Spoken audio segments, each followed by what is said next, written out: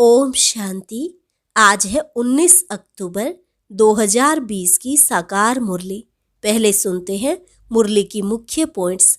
बाबा ने कहा, श्रीमत पर चलने में ही कल्याण है, तब ही देह अभिमान टूटेगा। तुम अभी वनवाह में हो, यहाँ ऊंचे कपड़े नहीं पहनने हैं, बिल्कुल साधारण रहना है। दिन प्रतिदिन हंगामा आदि बढ़ता ही जाएगा। एटॉमिक बॉम्ब्स भी खूब बनाते रहते हैं। कितना भी माथा मारो कि यह बंद हो जाए, परंतु ऐसे हो नहीं सकता। ड्रामा में नूंद है, मौत होना ही है, तो बंद कैसे होगा। फिर कहा, अभी कोई पाप कर्म नहीं करो, अपना रजिस्टर रखो। यहाँ चाल चलन को सुधारा जाता है। किसकी तकदीर में नहीं है तो फिर सुस्ती कर लेते हैं।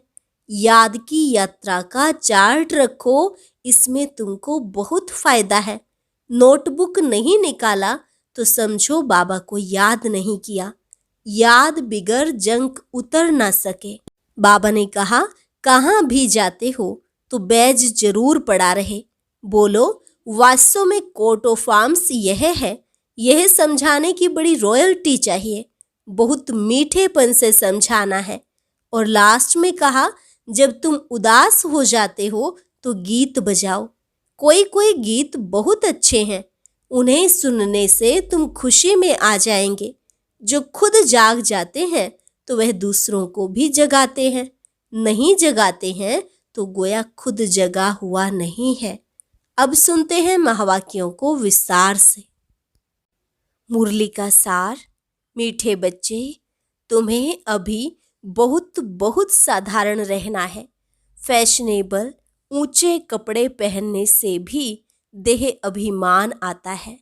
बाबा कहते, फैशनेबल अर्थात महंगे कपड़े पहनने से भी देह अभिमान आता है। प्रश्न, तकदीर में उच्च पद नहीं है तो किस बात में बच्चे सुस्ती करते हैं। उत्तर, बाबा कहते, बच्चे अपना सुधार करने के लिए चार्ट रखो। याद का चार्ट रखने में बहुत फायदा है। नोटबुक सदा हाथ में हो। चेक करो कितना समय बाप को याद किया। हमारा रजिस्टर कैसा है। दैवी कैरेक्टर है। कर्म करते बाबा की याद रहती है। याद से ही कट उतरेगी, उच्च तकदीर बनेगी। गीत, भोलेनाथ से निराला कोई और नहीं, गौरीनाथ से निराला कोई और नहीं। ओम शांति। मीठे मीठे बच्चों पास यह लक्ष्मी नारायण का चित्र घर में जरूर होना चाहिए। इनको लक्ष्मी नारायण को देख बहुत खुशी होनी चाहिए, क्योंकि तुम्हारा यह है पढ़ाई का एम ऑब्जेक्ट। तुम जानते हो, हम स्टूडेंट हैं और ईश्वर पढ़ाते हैं। ईश्वरीय स्टूडेंट व विद्यार्थी हैं। हम यह पढ़ते हैं, सबके लिए यह एक ही उद्देश्य है। इनको देखते बहुत खुशी होनी चाहिए। गीत भी बच्चों ने सुना, बहुत भोलानाथ है। कोई कोई शंकर को भोलानाथ समझते हैं, फिर शिव और शंकर को मिला देते हैं। अभी तुम जानते हो, वो शिव उच्च से उच्च भगवान और शंकर देवता, फिर दोनों एक कैसे हो सकते हैं। यह भी गीत में सुना कि भक्तों की रक्षा करने वाले। जरूर भक्तों पर कोई आपदाएं हैं। 5 विकारों की आपदाएं सबके ऊपर है। भक्त भी सब हैं, ज्ञानी किसको नहीं कहा जा सकता। ज्ञान और भक्ति बिल्कुल अलग चीज है, जैसे शिव और शंकर अलग है। जब ज्ञान मिलता है तो फिर भक्ति नहीं रहती। तुम सुख धाम के मालिक बनते हो। आधा कल्प के लिए सदगति मिल जाती है। एक ही इशारे से तुम आधा कल्प का वर्षा पा लेते हो। देखते हो भक्तों के ऊपर कितनी तकलीफ है। ज्ञान से तुम देवता बन जाते हो। फिर जब भक्तों पर भीड़ होती है अर्थात दुख होता है, तब बाप आते हैं। बाप समझाते हैं, ड्रामा अनुसार जो पास्ट हुआ सो फिर रिपीट होना है। फिर भक्ति शुरू होती है तो वह मार्ग शुरू होता है, अर्थात पतित बनने का मार्ग।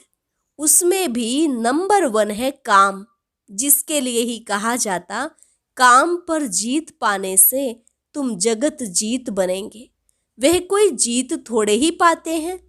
रावण राज्य में विकार के बिगर तो कोई का भी शरीर पैदा नहीं होता। सतयुग में रावण राज्य होता नहीं। वहां भी अगर रावण होता तो बाकी भगवान ने राम राज्य स्थापन करके क्या किया? बाप को कितना होना रहता है हमारे बच्चे सुखी रहें। धन इकट्ठा करके बच्चों को दे देते हैं कि सुखी रहें, परंतु यहाँ तो ऐसे हो नहीं सकता। यह है ही दुख की दुनिया। यह बेहद का बाप कहते हैं, तुम वहां जन्म जन्मांतर सुख भोगते आएंगे। अथाह धन मिल जाता है, 21 जन्म वहां कोई दुख नहीं होगा, देवाला नहीं मारेंगे। यह बातें बुद्धि में धारण कर आंतरिक बड़ी खुशी रहनी चाहिए। तुम्हारा ज्ञान और योग सारा गुप्त है, स्थूल हथियार आदि कुछ नहीं है। बाप समझाते हैं, यह है ज्ञान तलवार। उन्होंने फिर स्थूल हथियार निशानियां देवियों को दे दी हैं। शास्त्र आदि जो पढ़ते हैं वो लोग कभी ऐसे नहीं कहते कि यह ज्ञान तलवार है, यह ज्ञान खड़ग है।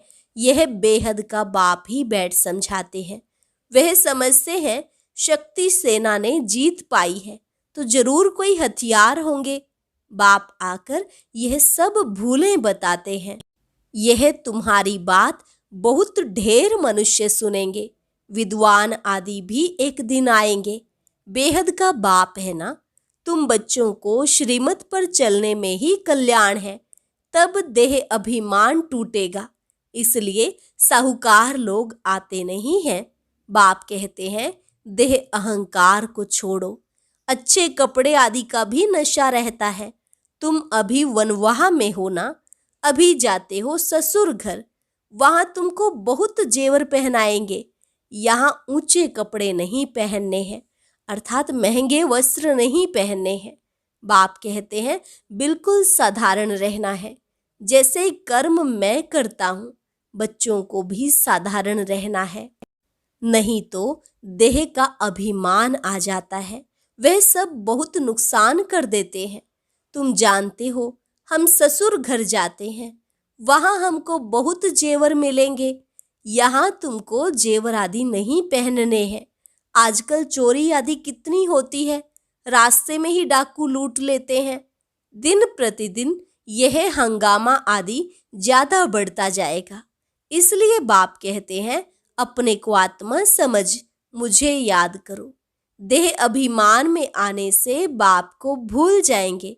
यह मेहनत अभी ही मिलती है, फिर कभी भक्ति मार्ग में यह मेहनत नहीं मिलती। अभी तुम संगम पर हो। तुम जानते हो, बाप आते ही हैं पुरुषोत्तम संगम युग पर।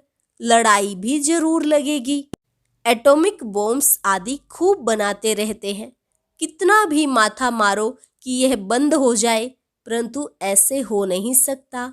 ड्रामा में नूंद है, समझाने से भी समझेंगे नहीं। मौत होना ही है तो बंद कैसे होगा? समझते भी हैं तो भी बंद नहीं करेंगे। ड्रामा में नूंद है। यादवों और कौरवों को खलास होना ही है। यादव है यूरोपवासी, उन्हों का है साइंस घमंड, जिससे विनाश होता है। फिर जीत होती है साइलेंस घमंड की। तुमको शांति घमंड में रहना है। शांत स्वरूप रहना सिखाया जाता है। बाप को याद करो, डेड साइलेंस। हम आत्मा शरीर से न्यारी है। शरीर छोड़ने के लिए जैसे हम पुरुषार्थ करते हैं, ऐसे कभी कोई शरीर छोड़ने के लिए पुरुषार्थ करते हैं क्या? सारी दुनिया ढूंढ कर आओ, कोई है जो बोले, हे आत्मा, अब तुमको शरीर छोड़ जाना है, पवित्र बनो, नहीं तो फिर सजा खानी पड़ेगी। सजा कौन खाते हैं? आत्मा। उस समय साक्षात्कार होता है, तुमने यह पाप किए हैं, खाओ सजा। उस समय फील होता है जैसे जन्म जन्मांतर की सजा मिलती है। इतना दुख भोगना, बाकी सुख का बैलेंस क्या रहा? बाप कहते हैं अभी कोई पाप कर्म नहीं करो, अपना रजिस्टर रखो। हर एक स्कूल में चाल चलन का रजिस्टर रखते हैं ना। एजुकेशन मिनिस्टर भी कहेंगे भारत का कैरेक्टर ठीक नहीं है। बोलो, हम इन लक्ष्मी नारायण जैसे कैरेक्टर्स बनाते हैं। यह लक्ष्मी नारायण का चित्र तो सदा साथ में होना चाहिए। यह है एम ऑब्जेक्ट। हम ऐसे बनते हैं। इस आदि सनातन देवी देवता धर्म की हम स्थापना कर रहे हैं श्रीमत पर। यहाँ चाल चलन को सुधारा जाता है। तुम्हारी यहाँ कचहरी भी होती है। सब सेंटर्स पर बच्चों को कचहरी करनी चाहिए। रोज बोलो चार्ट रखो तो सुधार होगा। किसकी तकदीर में नहीं है तो फिर सुस्ती कर लेते हैं। चार्ट रखना बड़ा अच्छा है। तुम जानते हो हम इस 84 के चक्र को जानने से ही चक्रवर्ती राजा बन जाते हैं। कितना सहज है। और फिर पवित्र भी बनना है। याद की यात्रा का चार्ट रखो, इसमें तुमको बहुत फायदा है। नोटबुक नहीं निकाला तो समझो बाबा को याद नहीं किया। नोटबुक सदा हाथ में रखो। अपना चार्ट देखो कितना समय बाप को याद किया। याद बिगर जंक उतर ना सके। कट उतारने के लिए चीज को घासलेट में डालते हैं ना। कर्म करते हुए बाप को याद करना है तो पुरुषार्थ का फल मिल जाएगा। मेहनत है ना, ऐसे ही थोड़े ही ताज रख देंगे सिर पर। बाबा इतना उच्च पद देते हैं, कुछ तो मेहनत करनी है। इसमें हाथ पांव आदि कुछ भी नहीं चलाने हैं। पढ़ाई तो बिल्कुल सहज है। बुद्धि में है शिव बाबा से ब्रह्मा द्वारा हम यह बन रहे हैं, अर्थात लक्ष्मी नारायण बन रहे हैं। कहाँ भी जाते हो तो बैज पड़ा रहे। बोलो, वास्तव में कोट ऑफ आर्म्स यह है। समझाने की बड़ी रॉयल्टी चाहिए। बहुत मीठापन से समझाना है। कोट ऑफ आर्म्स पर भी समझाना है। प्रीत बुद्धि और विपरीत बुद्धि किसको कहा जाता है? तुम बाप को जानते हो। लौकिक बाप को तो गॉड नहीं कहेंगे। यह बेहद का बाप ही पतित पावन सुख का सागर है। उनसे ही सुख घनेरे मिलते हैं। अज्ञान काल में समझते हैं माँ बाप सुख देते हैं, ससुर घर भेज देते हैं। अब तुम्हारा है बेहद का ससुर घर। वह है हद का। वह माँ बाप करके 5-7 लाख करोड़ देंगे। तुम्हारा तो बाप ने नाम रखा है पद्मा पद्मपति बनने वाले बच्चों। वहां तो पैसे की बात ही नहीं, सब कुछ मिल जाता है। बड़े अच्छे अच्छे महल होते हैं। जन्म जन्मांतर के लिए तुमको महल मिलते हैं। सुदामा का मिसाल है ना। चावल मुट्ठी सुना है तो यहाँ वह भी ले आते हैं। अब चावल रूखा थोड़े ही खाएंगे तो उनके साथ कुछ मसाले आदि भी ले आते हैं। कितना प्रेम से ले आते हैं। बाबा तो हमको जन्म जन्मांतर के लिए देंगे। इसलिए कहा जाता है दाता। भक्ति मार्ग में तुम ईश्वर अर्थ देते हो तो अल्प काल के लिए दूसरे जन्म में मिल जाता है। कोई गरीबों को देते हैं, कॉलेज बनवाते हैं तो दूसरे जन्म में पढ़ाई का दान मिलता है। धर्मशाला बनाते हैं तो मकान मिलता है, क्योंकि धर्मशाला में बहुत आकर सुख पाते हैं। यह तो जन्म जन्मांतर की बात है। तुम जानते हो शिव बाबा को जो देते हैं वह सब हमारे ही काम में लगाते हैं। शिव बाबा तो अपने पास रखते नहीं हैं। इनको भी कहा कि सब कुछ दे दो तो विश्व के मालिक बन जाएंगे। किसको कहा? ब्रह्मा को। विनाश साक्षात्कार भी कराया, राजाई का साक्षात्कार भी कराया। बस नशा चढ़ गया। बाबा हमको विश्व का मालिक बनाते हैं। गीता में भी है, अर्जुन को साक्षात्कार कराया, मुझे याद करो तो तुम यह बनेंगे। विनाश और स्थापना का साक्षात्कार कराया तो इनको भी शुरू में खुशी का पारा चढ़ गया। ड्रामा में यह पार्ट था। भागीरथ को भी कोई जानते थोड़े ही है। तो तुम बच्चों को यह एम ऑब्जेक्ट बुद्धि में रहनी चाहिए। हम यह बनते हैं, जितना पुरुषार्थ करेंगे उतना उच्च पद पाएंगे। गाया जाता है फॉलो फादर। इस समय की बात है। बेहद का बाप कहते हैं, मैं जो राय देता हूं उस पर फॉलो करो। इसने क्या किया सो भी बताते हैं। उनको सौदागर, रत्नागर, जादूगर कहते हैं ना। बाबा ने अचानक ही सब कुछ छोड़ दिया। पहले उन रत्नों का जौहरी था, अब अविनाशी ज्ञान रत्नों का जौहरी बना। हेल को हेवन बनाना कितना बड़ा जादू है। फिर सौदागर भी है। बच्चों को कितना अच्छा सौदा देते हैं। कखपन चावल मुट्ठी लेकर महल दे देते हैं। कितनी अच्छी कमाई कराने वाला है। जवाहरात के व्यापार में भी ऐसे होता है। कोई अमेरिकन ग्राहक आता है तो उनसे 100 की चीज का 500, 1000 भी ले लेंगे। उनसे तो बहुत पैसे लेते हैं। तुम्हारे पास तो सबसे पुरानी चीज है, प्राचीन योग। तुमको अब भोलानाथ बाप मिला है। कितना भोला है। तुमको क्या बनाते हैं? कखपन के बदले तुमको 21 जन्म के लिए क्या बना देते हैं? मनुष्यों को कुछ भी पता नहीं। कभी कहेंगे भोलानाथ ने यह दिया, कभी कहेंगे अम्बा ने दिया, गुरु ने दिया। यहाँ तो है पढ़ाई।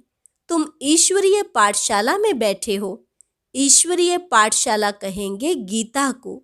गीता में है भगवानुवाच। परंतु यह भी किसको पता नहीं है कि भगवान किसको कहा जाता है। कोई से भी पूछो, परमपिता परमात्मा को जानते हो? बाप है बागवान, तुमको कांटों से फूल बना रहे हैं। उनको गार्डन ऑफ अल्लाह कहते हैं। यूरोपियन लोग भी कहते हैं पैराडाइज। बरोबर भारत परिस्तान था, अब कब्रिस्तान है। अभी फिर तुम परिस्तान के मालिक बनते हो। बाप आकर सोए हुए को जगाते हैं। यह भी तुम जानते हो नंबरवार पुरुषार्थ अनुसार। जो खुद जाग जाते हैं तो दूसरों को भी जगाते हैं। नहीं जगाते हैं तो गोया खुद जगा हुआ नहीं है। तो बाप समझाते हैं, इन गीतों आदि की भी ड्रामा में नूंद है। कोई गीत बहुत अच्छे हैं। जब तुम उदास हो जाते हो तो यह गीत बजाओ तो खुशी में आ जाएंगे। रात के राही थक मत जाना, यह भी अच्छा है। अब रात पूरी होती है। मनुष्य समझते हैं जितना भक्ति करेंगे उतना भगवान जल्दी मिलेगा। हनुमान आदि का साक्षात्कार हुआ तो समझते हैं भगवान मिला। बाप कहते हैं यह साक्षात्कार आदि की सब ड्रामा में नूंद है। जो भावना रखते हैं उसका साक्षात्कार हो जाता है, बाकी ऐसा कोई होता नहीं है। बाप ने कहा है यह बैस तो सबको सदैव पड़ा रहे। किस्म किस्म के बनते रहते हैं। यह बहुत अच्छा है समझाने के लिए। तुम रूहानी मिलिट्री हो ना। मिलिट्री को हमेशा निशानी रहती है। तुम बच्चों को भी यह होने से नशा रहेगा। हम यह बन रहे हैं। हम स्टूडेंट हैं। बाबा हमको मनुष्य से देवता बना रहे हैं। मनुष्य देवताओं की पूजा करते हैं। देवताएं तो देवता की पूजा नहीं करेंगे। यहाँ मनुष्य देवताओं की पूजा करते हैं क्योंकि वह श्रेष्ठ हैं। अच्छा, मीठे मीठे सिकिलधे बच्चों प्रति मात पिता बाप दादा का याद प्यार और गुड मॉर्निंग। रूहानी बाप की रूहानी बच्चों को नमस्ते। रूहानी बच्चों की रूहानी बाप दादा को नमस्ते नमस्ते, गुड मॉर्निंग। धारणा के लिए मुख्य सार। पहली पॉइंट, बुद्धि में सदा अपनी एम ऑब्जेक्ट याद रखनी है। लक्ष्मी नारायण का चित्र सदा साथ रहे। इसी खुशी में रहो कि हम ऐसा बनने के लिए पढ़ रहे हैं। अभी हम हैं गॉडली स्टूडेंट। दूसरी पॉइंट, अपना पुराना कखपन चावल मुट्ठी दे महल लेने हैं। ब्रह्मा बाप को फॉलो कर अविनाशी ज्ञान रत्नों का जौहरी बनना है। वरदान, अशरीरीपन के इंजेक्शन द्वारा मन को कंट्रोल करने वाले एकाग्र चित्त भव। अशरीरीपन के इंजेक्शन द्वारा मन को कंट्रोल करने वाले एकाग्र चित्त भव। जैसे आजकल अगर कोई कंट्रोल में नहीं आता है, बहुत तंग करता है, उछलता है या पागल हो जाता है, तो उनको ऐसा इंजेक्शन लगा देते हैं जो वह शांत हो जाए। ऐसे अगर संकल्प शक्ति आपके कंट्रोल में नहीं आती तो अशरीरीपन का इंजेक्शन लगा दो। फिर संकल्प शक्ति व्यर्थ नहीं उछलेगी, सहज एकाग्रचित्त हो जाएंगे। लेकिन यदि बुद्धि की लगाम बाप को देकर फिर ले लेते हो तो मन व्यर्थ की मेहनत में डाल देता है। अब व्यर्थ की मेहनत से छूट जाओ। स्लोगन, अपने पूर्वज स्वरूप को स्मृति में रख सर्व आत्माओं पर रहम करो। ओम शांति। आज की अव्यक्त मुरली जरूर सुने। उसके लिए ऊपर दिए गए बॉक्स को टच करें।